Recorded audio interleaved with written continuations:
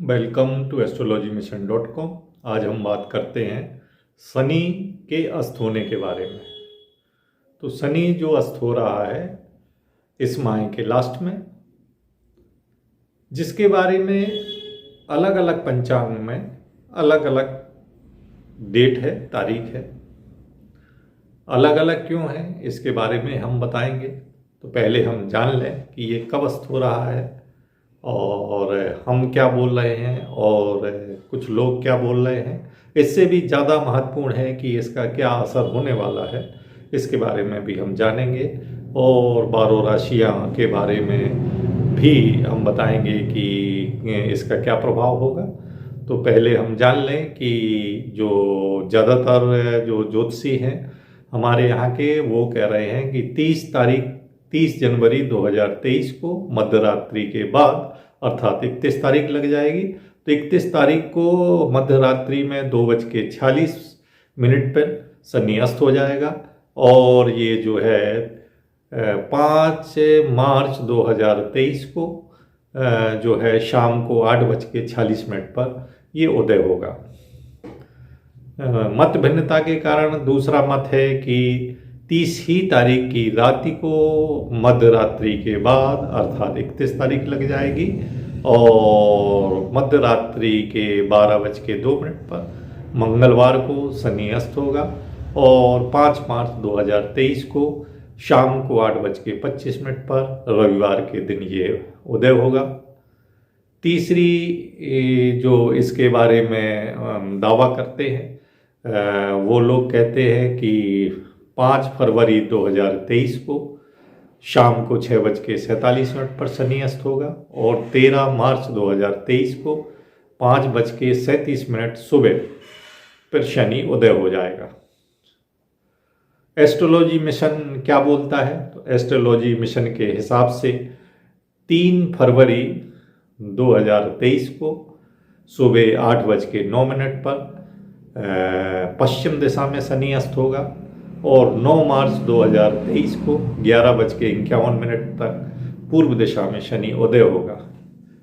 अब इसके बारे में बात होती है कि मोटी रीति से कैसा जाना जा सकता है कि कौन ग्रह किस दिशा में जो है वो अस्त हो रहा है। इसके लिए जो है सभी ग्रहों को हम जो है 2 भागों में बांट लेते हैं कि जो सूर्य से तेज गति में चलते हैं और सूर्य से धीमी गति में चलते हैं। तो सूर्य से जो गति में धीमे चलते हैं वो है गुरु, वो है मंगल और वो है शनि। सूर्य की गति से तीव्र चलने वाले ग्रह हैं बुध और शुक्र और चंद्र। चूंकि गुरु मंगल शनि की अपेक्षा सूर्य तेज चलता है, इसलिए सूर्य ही गुरु मंगल शनि की ओर बढ़ता हुआ हमें दिखाई देता है। जब सूर्य गुरु मंगल शनि के निकट पहुंच जाता है तो वो अदृश्य हो जाते हैं। तब सूर्य के भोग्यांश से इनका भोग्यांश अधिक रहता है, क्योंकि भोग्यांश की जो माप है, नापने का जो तरीका है, पश्चिम से पूर्व की ओर होता है। तो अदृश्य होने के पहले ये तीनों ग्रह गुरु मंगल और शनि सूर्यास्त के पीछे पश्चिम दिशा के पास ही दिखाई पड़ते हैं। और इसके अलावा गोधूली बेला में जो है प्रकाश की तीव्रता के कारण ये अदृश्य हो जाते हैं। इसलिए कहा गया है कि ये तीनों ग्रह पश्चिम में अस्त होते हैं, माने शनि भी पश्चिम में अस्त होगा। और जब कुछ दिन बाद जब सूर्य इससे आगे बढ़ जाते हैं तो इन ग्रहों का भोगांश सूर्य के भोगांश से कम हो जाता है।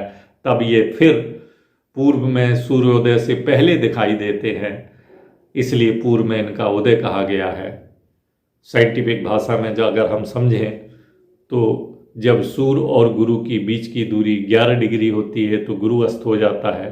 सूर्य और शनि के बीच के जो भोग्यांश हैं यदि 15 डिग्री होते हैं तो शनि अस्त हो जाता है। सूर्य और मंगल के जब बीच के जो अंश हैं वो 17 डिग्री पर होते हैं तो मंगल अस्त हो जाता है। और जब सूर्य और शुक्र के बीच के जो भोग्यांश है वो यदि 8 डिग्री रहते हैं तो शुक्र अस्त हो जाता है। इसी प्रकार जो सूर्य और बुध के बीच के जो भोग्यांश है वो 12 डिग्री रहते हैं तो बुध अस्त हो जाता है।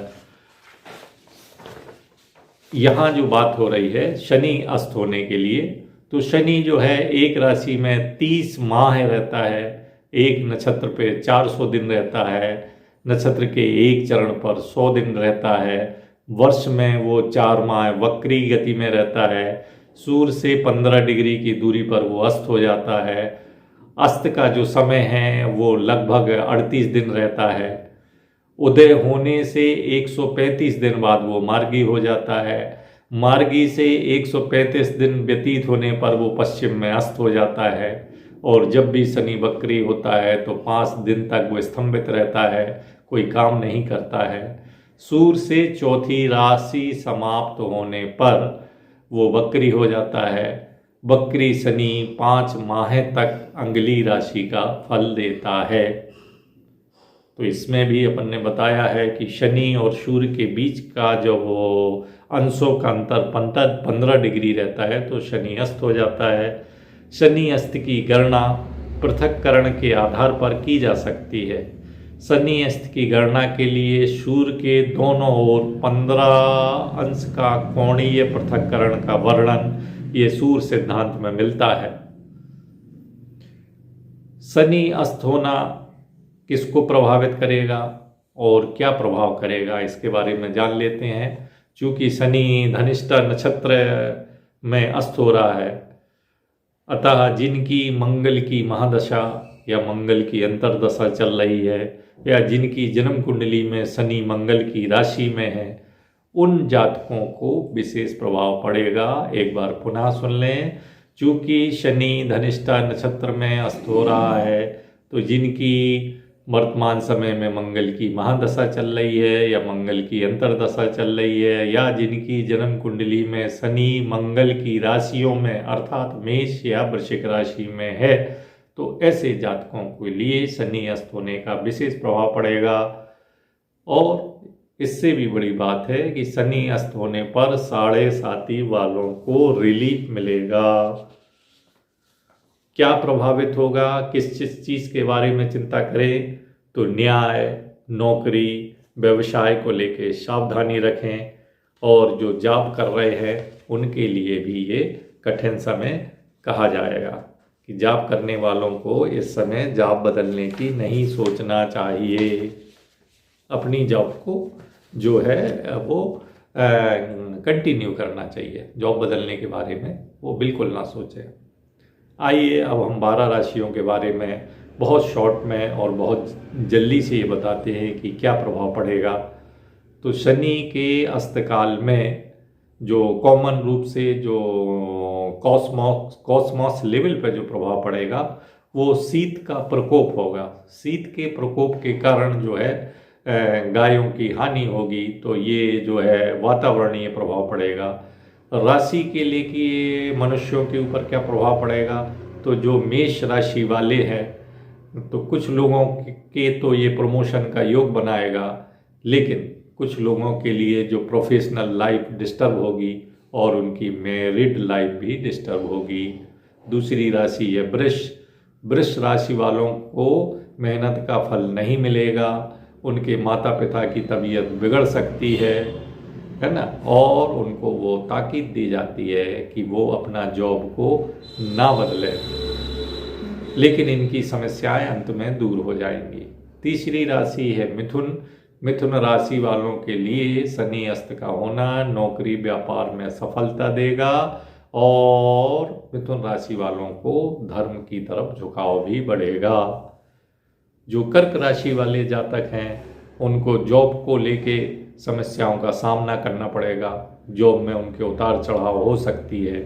कैरियर, सेहत और निवास के मोर्चे पर उनको चुनौतियों का सामना करना पड़ेगा। सिंह राशि वालों के लिए पैसे की तंगी सताएगी, उनको बीमारियां परेशान करेंगी और उनको मानसिक तनाव बढ़ेगा। कन्या राशि वालों के लिए जो है इनको रुका धन प्राप्त होगा, शत्रु पर विजय होगी, इनकम बढ़ेगी, पदोन्नति भी हो सकती है, लेकिन इनके करीबियों की तबीयत बिगड़ सकती है। तुला राशि वालों के लिए जो है ये शनि जो है वो आनंद देगा, तो उनके लिए चारों पर सभी प्रकार से शुभ है। वृश्चिक राशि वालों के लिए ये भय देगा और उनको एक पीड़ा भी सताएगी। धनु राशि वाले व्यक्तियों का संपत्ति को लेके अपने भाइयों से विवाद हो सकता है। मकर राशि वालों के लिए शनि अस्त बिजनेस में लाभ देगा और इनको सर्व शौक की प्राप्ति होगी।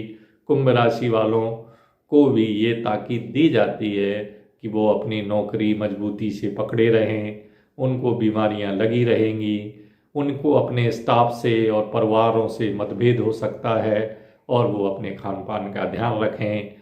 और राशि चक्र की अंतिम राशि है मीन राशि वालों को कष्टों से छुटकारा मिलेगा, इनको धार्मिक लाभ होगा। ये शनि का अस्तकाल इस समय लगभग 33 से 36 दिन और मतांतर से 38 दिन होता है। तो ये फल मात्र एक शनि के अस्तकाल माने जो है 35 से 40 दिन के बीच के कहे गए हैं। तो इसलिए जिनको लाभ है वो लाभ उठाएं और जिनके लिए जो अशुभ है तो वो बहुत चिंता ना करें।